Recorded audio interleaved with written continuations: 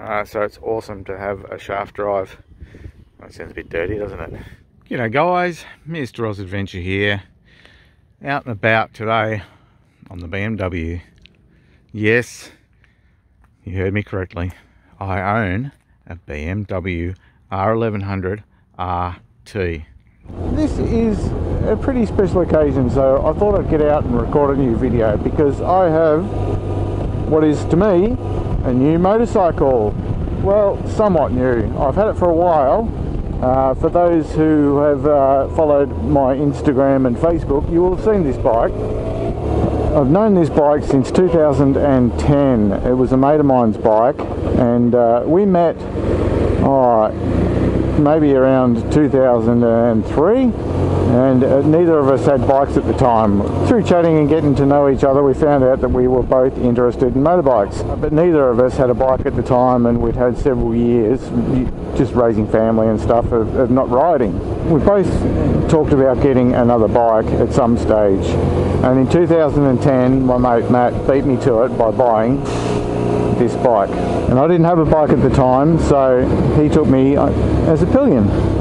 That was my first riding in quite some time, was being a pillion on this bike. Fast forward another year after that, and I'd obviously had enough of being a pillion, so I bought my V-Strom, which 12 and a half years later I still have.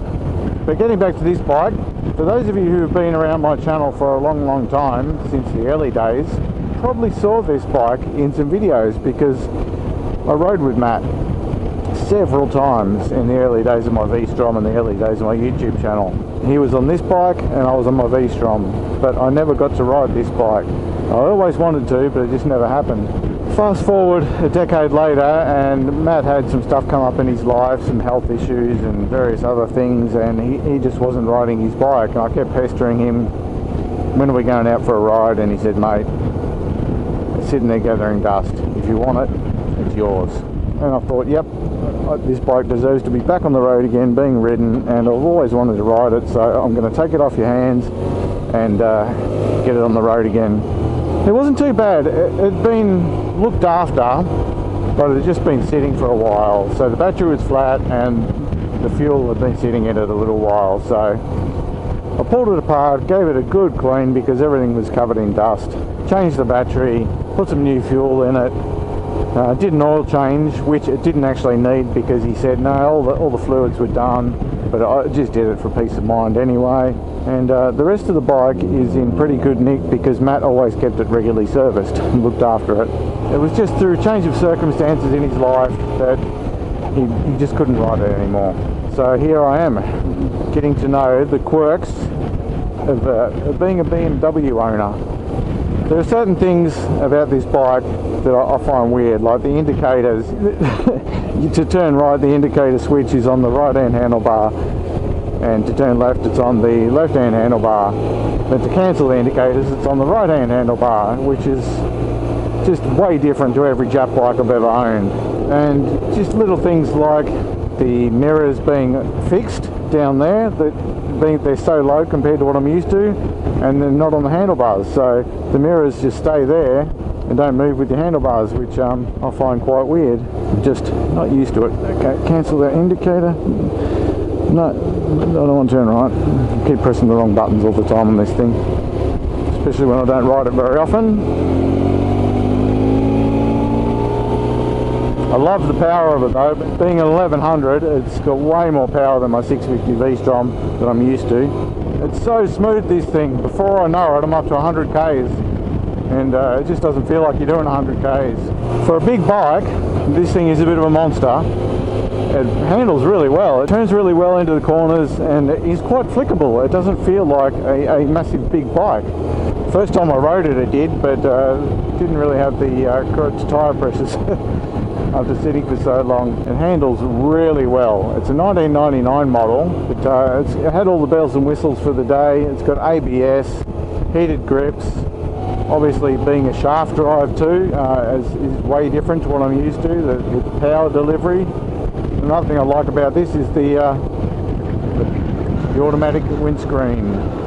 although I don't really like the wind noise in the helmet, so I just have it up the whole time because that's what I'm used to with my big screen on the V-Strom.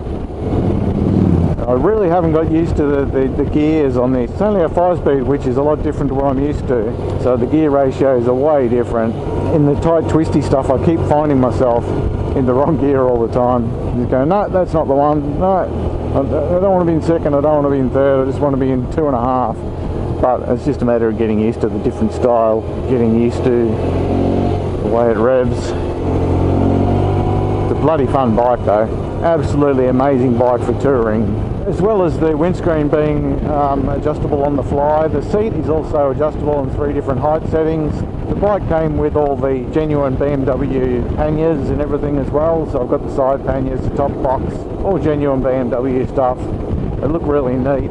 Not a bad size, a bit smaller than the V-Strom stuff I have, but they're more sleek and fit the style of the bike a lot more than the big Gibby boxes I have on my V-Strom, which stick out a mile. Form part of what seems like natural lines of the bike. Quite well done. The beauty of all this being genuine too, top box and the side panniers, same key as the ignition. Same key for the glove box. Beauty. Makes it easy. This is the first bike I've had with ABS, even though this is an older bike, it does have ABS. That is quite good, they work well. It kicks up again, slight twist of the wrist and woo, she goes. It's great in the rain too, this bike. I remember riding in the pouring rain with Matt a few times, and we just compare ourselves after getting off, and he'd be almost fairly dry and I'd be soaked, my legs would be soaked and his legs would be dry, and all his groin was dry, his chest was all dry. Yeah. It's got a lot of wind and a lot of rain protection, this bike, for a motorcycle anyway, you know. I really like the fact it's got a gear indicator on the dash there, because it was doing my head in trying to figure out which gear I was in, and then I went, oh, hang on, there's a gear indicator there. I do love it. It is quite a fun bike to ride. I really enjoyed it with the pillion too. It was great having Sharon on the back of it. I didn't even notice the weight hardly of having a pillion compared to on the V-Strom. There's a lot more space for the pillion as well. Okay, remember to cancel the indicator.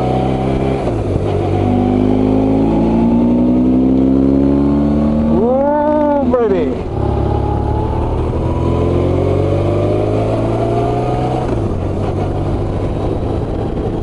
So yeah, I really do like this bike, but unfortunately I'm going to have to get rid of it because I do have 3 bikes now, and I've lost access to some of my garage space. I had a big storage area underneath my house that you will have seen in the build video of my DRZ.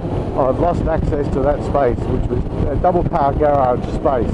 So now I'm down to a single car garage. I've got a workbench in there, a wardrobe for all my bike gear, and 3 motorbikes. It's just too crowded. I've got a mountain bike in there as well, and from time to time various other things need to be put in there. It's just a bit of a pain having to move bikes around all the time, and paying 3 regos and everything as well, 3 lots of insurance. It's all adding up. I'm looking at a possible bit of a career change coming up, which is going to mean a drop in wages. It's going to be exciting, I'll tell you about that at some stage, but it's going to mean a drop in wages, and paying the rego insurance on 3 bikes might not be sustainable. So that, and the fact that I'm really tight on space, means that I think this bike's going to have to go. It is the bike that is not really as suitable to my needs, because I do like to do the odd dirt road here and there. The V-Strom is a quite capable touring bike and can also handle gravel roads quite well. Seeing as I've got the DRZ, I did think about maybe getting rid of the V-Strom, which is very hard for me to fathom when I'm just such a big supporter of the V-Strom and I'm so prominent in the V-Strom world. Yeah, and it's my bike, it's my baby, you know. Oh, this corner snuck up on me a bit. Yeah, I have such special fondness for my V-Strom. As much as this bike would be good to pair with the DRZ and use as a touring bike, the V-Strom does it pretty much almost as well.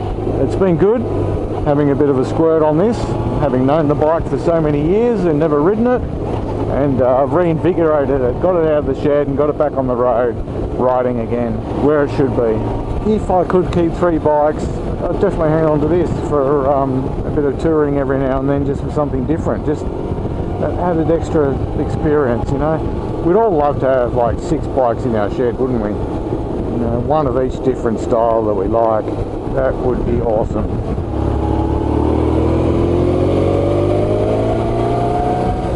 But we don't live in an ideal world.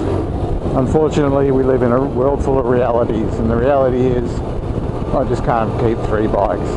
Even on these slightly rough little back roads, it handles it quite well.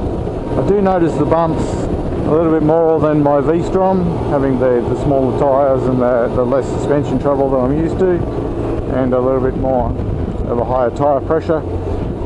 But this bike handles the bumpy roads quite well, as you'd expect from BMW technology. They do make a great bike, that's for sure. For a 24-year-old motorcycle, this is a joy to ride. It does feel quite nice in the corners, I tell you. You don't really notice the weight as much as you think you would. I'm still not quite used to the way it handles though in the corners. So yeah, if you're watching this in Australia and you know anyone that's looking for this sort of style of bike, let me know. It is a great bike. Obviously it is old and it has done 149,000 kilometres, but these things go forever. It has been well maintained over its life, and it'll keep going for a lot longer.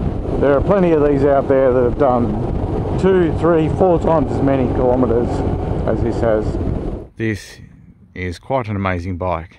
It's one of those quintessential classic touring motorcycles, world famous for taking people on glorious journeys. It's great having the extra power of an 1100 compared to the 650 V-Strom or the DRZ 400 that are my other bikes. How good is that? Just press a button, the screen goes up and down.